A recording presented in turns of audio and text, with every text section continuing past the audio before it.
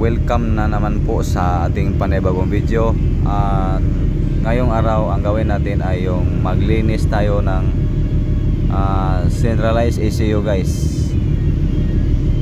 Lilinisan natin yung evaporator at ang kanyang condenser guys. So ayan. At yan, kasama ko pala si aming kaditi namin sa barko guys. So ayan. So unang-una buksan natin yung cover ng ating ECU guys. So ayan, gamit ang T-wrench. So ayan, buksan natin para maka-access tayo sa evaporator ng ating ECU. So ayan guys.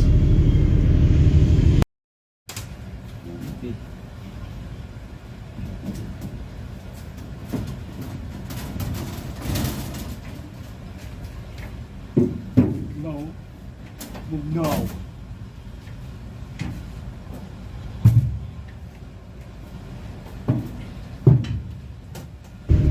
So ayan guys, nabuksan na natin ang access ng evaporator.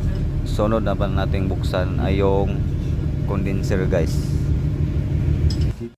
So ito guys, ito ang condenser ng ating centralized ECU guys. So buksan natin itong 4 na bolt guys para maka-access tayo sa ilalim nito, at yon ang lilinisan natin guys. Yung mga butas sa ilalim yan guys, pagkabukas mo yan makikita mo na may mga butas na maliliit. So yan ang lilinisan natin ngayon. At sa kabila din guys, meron tayong buksan sa kabila ng ating condenser guys. Buksan natin yung dalawang ano doon. So ayan guys. At ito pala ang kanyang evaporator guys. So sobrang lapad at sobrang laki. So ayan. At yun ang kanyang fan. Yan ang magdadala ng hangin papunta sa mga room. Yung malaking fan yan guys. So ito yung kanyang mga yung malaking copper tube. Yan, yung sobrang daming mga tube na papunta sa evaporator natin. Ito guys. Ito papunta sa dito. Yan, ito yung low pressure switch. Ito guys, itong tatlo. At doon sa kabila naman yung high pressure switch, yung kulay pula. Yun ang high pressure switch niya guys, yung kulay pula na wire.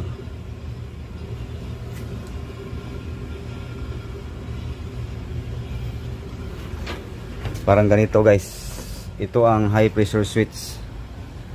So ito, ipapakita ko lang sa inyo yung sample ng high pressure switch. So pareho lang yun sa low pressure switch. Ang magkaiba lang yung kulay ng wire. So ayan.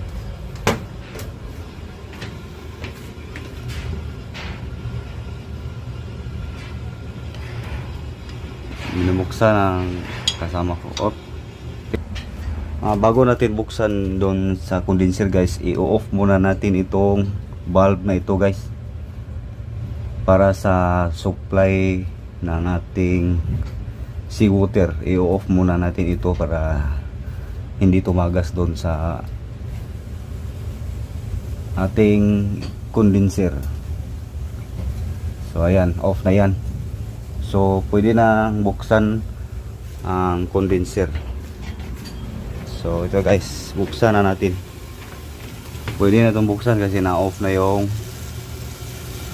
supply.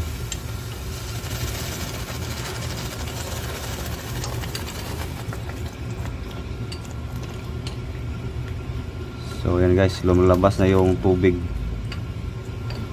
dagat.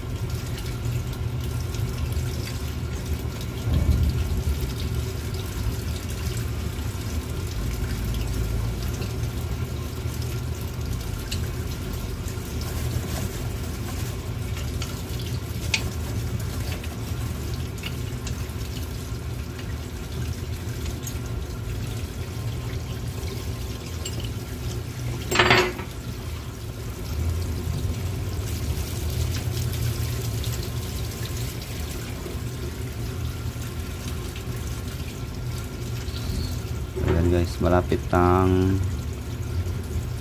mabuksan. So yan.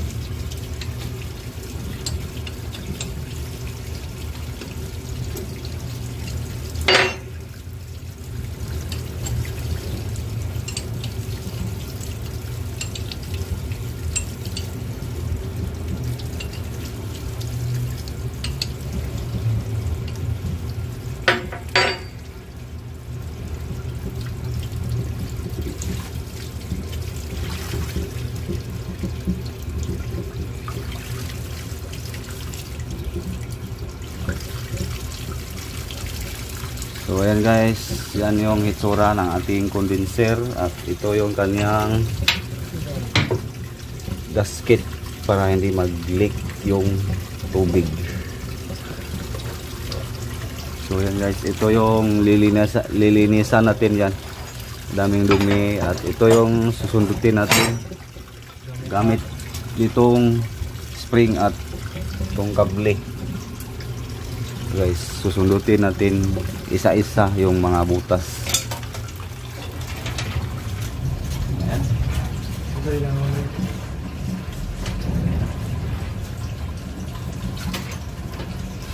Kablihan, napabigat yan. Buksan natin itong kabila guys. So ito guys, buksan natin ito guys.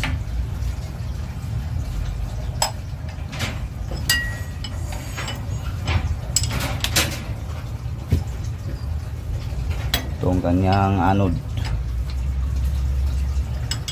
Like ko lang mahaba.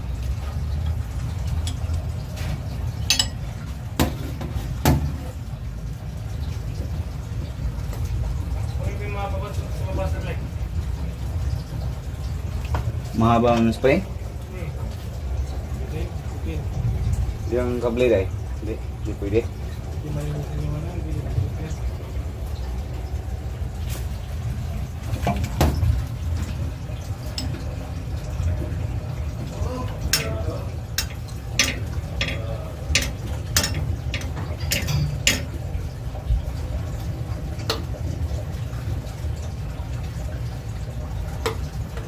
Ito pala ang supply ng ating condenser guys.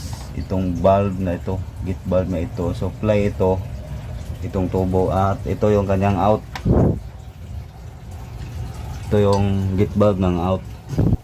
Galing sa condenser palabas niya guys. So ayan, ito yung kanyang out ng seawater. So ayan, ito yan guys. So mukhang wala na siyang anode at need to replace na yan guys. At ito pa sa isa, ito pang isa sa ilalim.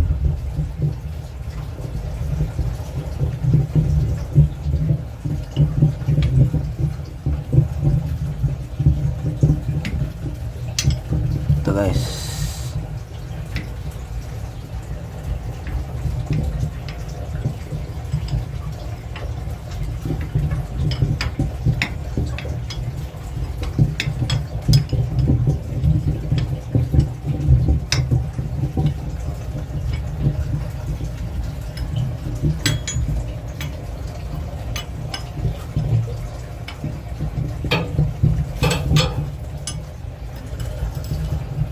Yan, hindi na yan kamayin.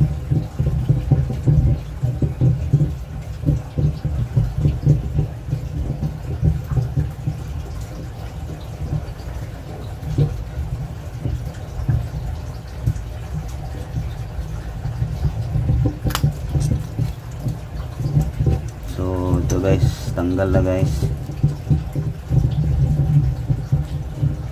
So ito yung kanyang anode, mukhang wala na nga anode guys. So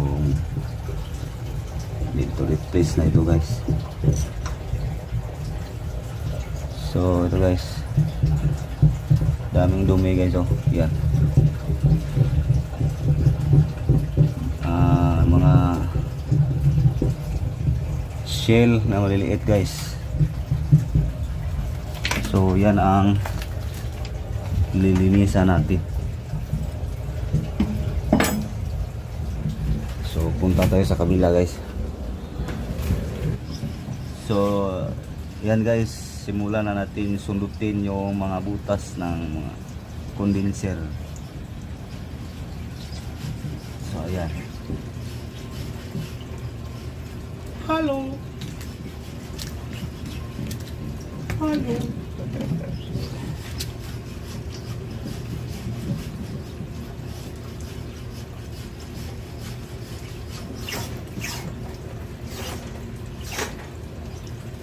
Kailangan natin ng ating tubig sila. Tubig. Medyo titaas. Mamaya. Basta pa naman. So yan guys. Ganyan kahaba ang ating condenser. So you know. Butas. Grabe naman sa hindi. Oh. Mahaba itong condenser guys. Lalamig na naman yun mamaya, no? Oo, sigurado yan. Nagiging bagyo na naman sa ano, universe no?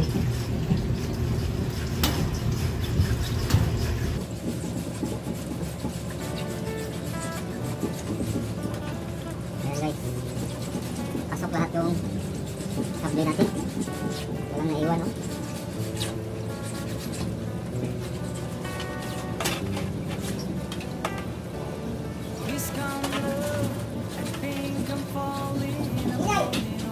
Lucas! Lucas! Ha? Aircon. Hello. Hello.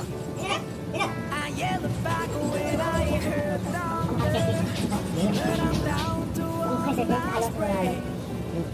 ba?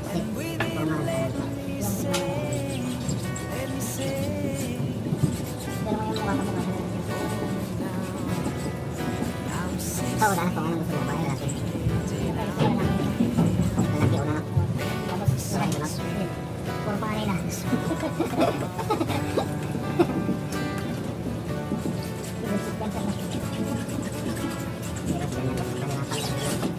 Puro panay. Bullshit yan, sir. Bullshit yan, pero kailangan dami kang pera. Support ka ba? Support. Support. Balikan mo yan pag may naka-edad na. Para tigasin talaga, tigasin bata. Galit yan sa'yo anak mo. Ano magalit? Sabihin ko, ganun din naranasan ko. Kailangan mo maranasan ng minima for you to be strong.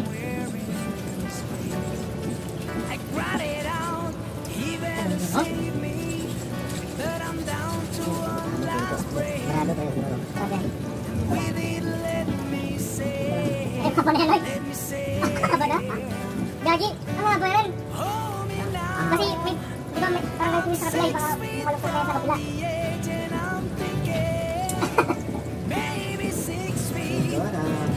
Yes, let me know. Ay, magsundot ako ng ano, tapos ako magsundot ng 3 taon o 2 taon, dapat tapos na ako, no? Saan ka?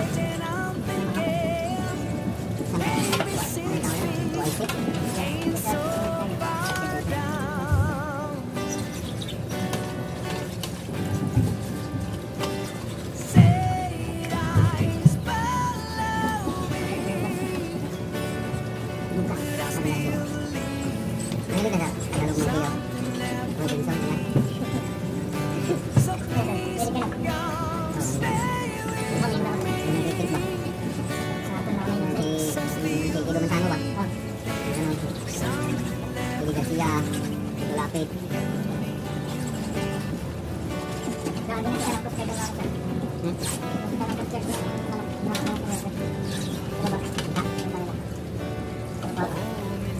Akan sa nito yung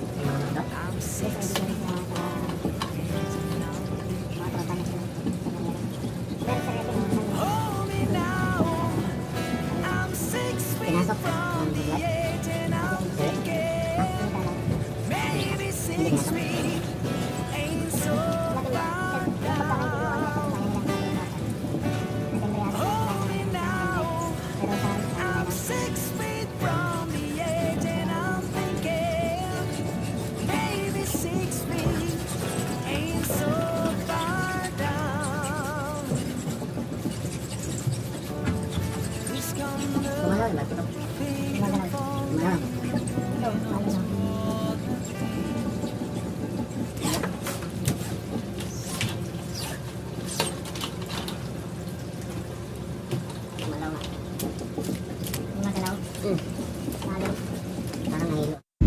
So ayan guys, tapos na nating linisan ang condenser at sunod naman yung kanyang evaporator guys. So ayan, gamit ang pressure water at yun ang gagamitin natin sa pag-spray ng ating evaporator.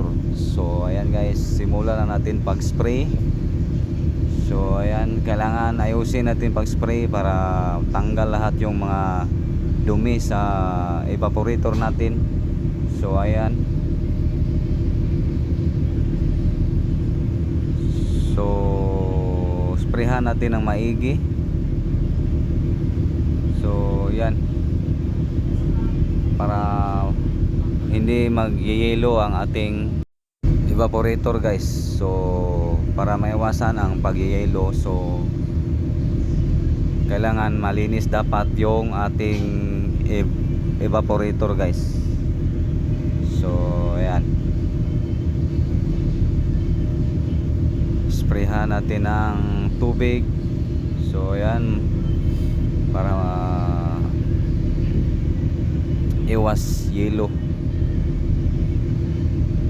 maiwasan ang pag-yelo ng ating evaporator guys. So dapat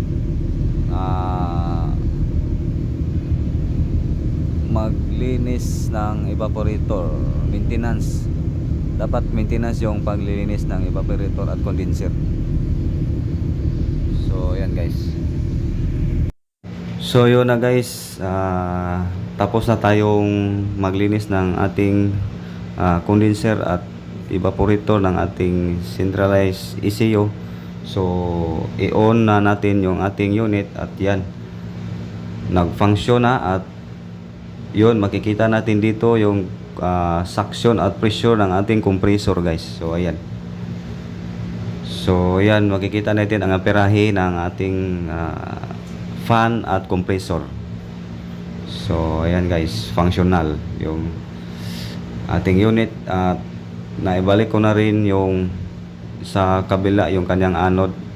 So yan, so ayan guys, check natin yung kanyang lamig dito sa room. So sobrang lamig ng ating unit guys. So gano'n lang paglinis ng centralized ECU guys. So sobrang dali lang guys. At maraming salamat sa inyong panonood. At huwag kalimutang mag-like, share, subscribe to my YouTube channel guys for more updates. Thank you.